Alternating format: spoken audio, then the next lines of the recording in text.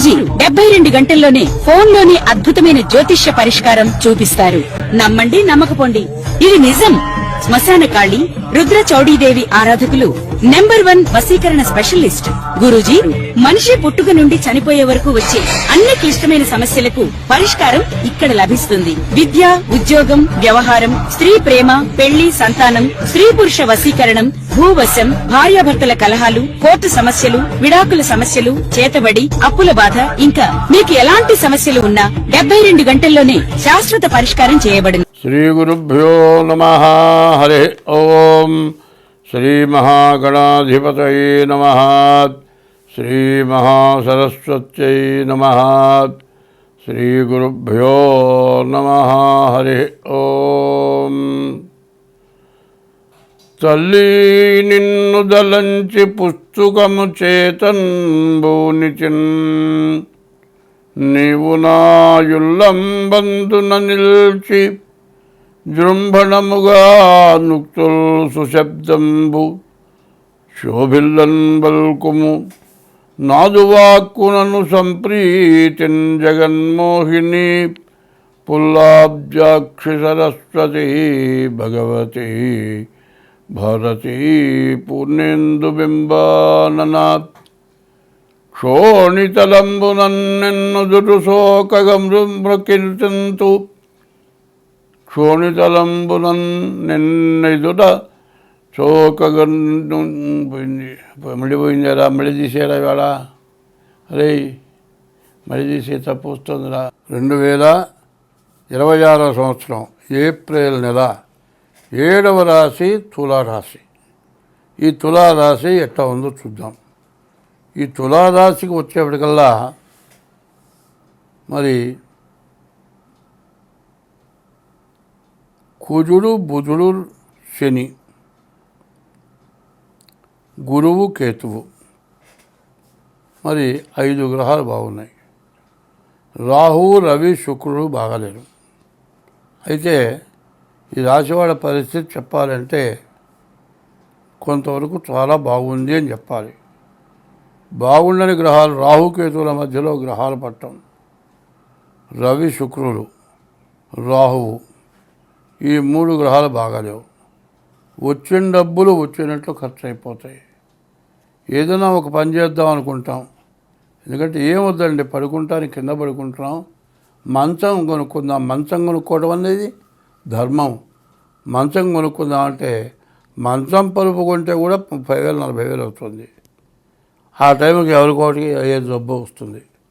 Hospital పాలైపోతే ఈ 40,000 మంచానికి దాచిపెట్టిన డబ్బులు మొత్తం పోయి ఇది చాలక ఇంకో 30,000 అవుతుంది. ఏమీ ఉండదు. జలుబు, ఈ జలుబుకి అర్థం కాదు, ఎన్నో టెస్టులు చేస్తారు. కనీసం 20 రోజులు 25 రోజులు మందులు వాడతారు. చివరికి ఏదో అర్థం కాదు, ఇంకా కాస్త టైం ఇంకా కాస్త తాగితే కానీ చెప్పనంటారు. అట్లా చేసి 25 రోజులు 4 రోజుల లోపల కనీసం ₹1,00,000 వదిలిన తర్వాత ఆ జలుబు తగ్గిపోతుంది. ఏ పరీక్ష చేసినా ఇంక ఏమీ లేదంటారు. అంటే డాక్టర్లు రోగాన్ని కనుక్కోలేకపోయినారు అని మాత్రం నమ్మాల్సి వస్తుంది, మనం అనుకుంటాం. కానీ అప్పుడున్నటువంటి జబ్బు మందులు వాడేటప్పటికల్లా దానంతా అది పోయింది. మందు వాడితే పోయింది, అంతేగాని ఊరికినే మాత్రం పోలే. డాక్టర్ మనమేమనుకుంటాం, డాక్టరు సరిగ్గా చేయకుండా ఏదో కాలక్షేపం చేశాడు, చివరికి వచ్చేప్పటికల్లా ఏమైందంటే మరి తగ్గిపోయింది, డబ్బులుగా చేశాడు అనుకుంటారు. అది కాదండి. మనకు ఉండేటువంటి గ్రహాల యొక్క సమస్యలు, రాహు వల్ల విపరీతమైన ఖర్చు, రవి శుక్రుల వల్ల కూడా ఖర్చు, ఇదంతా కూడా కాలసర్పదోషం ఖర్చు. ఈ ఖర్చుల వల్ల అనవసరమైన దండగమాని ఖర్చులు పడతాయి. కాబట్టి ఇది బాగా ఆలోచించుకోవాల్సిన అవసరం. శని వల్ల ఇబ్బంది పడేవాళ్ళు 5 కనపడుతున్నారు. ఎవరు 5 అంటే మేషరాశికి 12ంట శని, మీనరాశికి 1ంట శని, కుంభరాశికి 2ంట శని, ధనస్సు రాశికి 4ంట శని, సింహరాశికి 8ంట శని. ఇది ఏలినాటి శనిలో ఇవి 5 రకాలు అన్నమాట. ద్వాదశస్తమ జన్మస్థం శని అంగారకో గురు కుర్వంతి ప్రాణ సందేహం స్థానచలనం ధనక్షయం. నేను చెప్పా కదా, సింహరాశికి 8 ఉన్నాడు శని, ధనస్సు రాశికి 4 ఉన్నాడు శని, కుంభరాశికి 2 ఉన్నాడు శని, మీనరాశికి 1 ఉన్నాడు శని, మరి మీనరాశికి 12 ఉన్నాడు శని. ఇట్లా శని ఉండేటట్లయితే ద్వాదశం అంటే 12, అష్టమం అంటే 8, జన్మం అంటే 1, అష్టమం ద్వాదశం జన్మం ద్వితీయం అర్ధాష్టమం. ఇట్లా కనుక శని ఉంటే మీరు బతకడం చాలా కష్టమవుతుంది, ఆత్మహత్య చేసుకుందామన్నంత బాధ కలుగుతుంది. ఈ సంవత్సరం వల్ల కూడా సింహరాశికి, ధనస్సు రాశికి, కుంభరాశికి, మీనరాశికి, మేషరాశికి శని పూర్తిగా బాగాలేడు. మరి మార్చి 19 నుంచి ఏప్రిల్ నెల 6వ తారీఖు వరకు కూడా మేషరాశి, మీనరాశి, కుంభరాశి, ధనస్సు రాశి, సింహరాశి ఈ రాశులకి శని పూర్తిగా బాగాలేడు. మరి గోచార రీత్యా బాగాలేదు.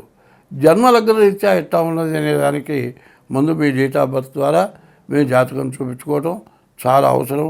ఇట్లా చూపించుకున్నట్లయితే మీకు ఎటువంటి సమస్య లేకుండా జాతకం చూసి మీకు దోషాలు ఏమన్నా ఉంటే దానికి ఏ రకమైన పూజలు చేయాలో చూసి మీకు ఆ రకం పూజలు చేయించి మీ యొక్క జాతకం బాగుండేట్టుగా, మీరు నష్టపడకుండా ఉండేటట్లుగా చూడటానికి అవకాశం ఉంటుంది. కాబట్టి మీరు మా మీకు మా నెంబర్కి ఫోన్ చేసి మీ డేట్ ఆఫ్ బర్త్ చెప్పి తగిన ఫీజు చెల్లించి, డేట్ ఆఫ్ బర్త్ లేకపోతే హస్త సాముద్రిక ద్వారానైనా సరే మీ జాతకం చూపించుకోవాల్సిందిగా చెబుతూ ఉన్నాను. స్వస్తి.